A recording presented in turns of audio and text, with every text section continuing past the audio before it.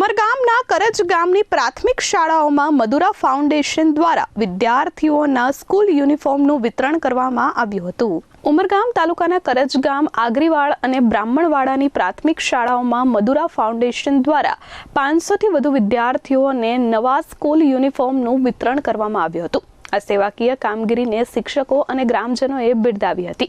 આ કાર્યક્રમમાં કરજ ગામના સરપંચ નીલાબેન, કારોબારી ચેરમેન મનીષ પટેલ, માજી સરપંચ કમલેશ ધોળી, શાળાના શિક્ષકો, વિદ્યાર્થીઓ, ગામના અગ્રણીઓ તેમજ મધુરા કંપનીના કર્મચારીઓ મોટી સંખ્યામાં ઉપસ્થિત રહ્યા હતા। આ પ્રસંગે શાળાના શિક્ષકો દ્વારા મધુરા ગ્રુપના વિપન કાલરાનું સન્માન કર્યું હતું। મધુરા કંપનીના પીબી ચંદ્રાએ જણાવ્યું કે શિક્ષણ અને આરોગ્યના ક્ષેત્રમાં સમાજ માટે સતત યોગદાન આપવું એ મધુરા ગ્રુપની પ્રાથમિકતા છે।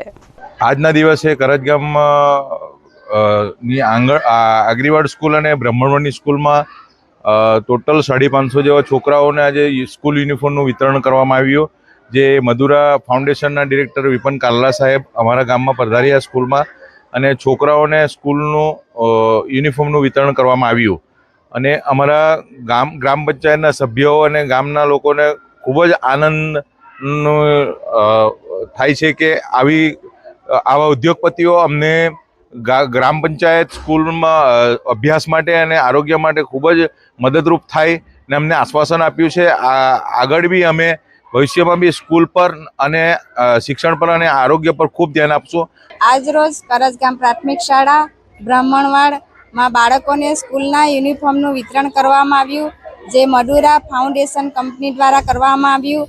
એઓએ આગળ પર અમારા બાળકો માટે દફતર અને વોટર બેગ વગેરે, નોટબુક વગેરેનું દાન કરેલ હતું અને આજે પણ આ સરાહનીય પગલું ભર્યું છે અને અમે આશા રાખીએ છીએ કે આવું વારંવાર અમારા બાળકો માટે કંઈક ને કંઈક પ્રગતિનું કામ કરતા રહે અને આશા છે જ ને એ લોકો કરશે જ એવું પણ અમે એમને વિનંતી કરીએ છીએ। અમિત સિંહ રાજપૂત સાથે પ્રશાંત પંચાલ, S24 ન્યૂઝ, ઉમરગામ।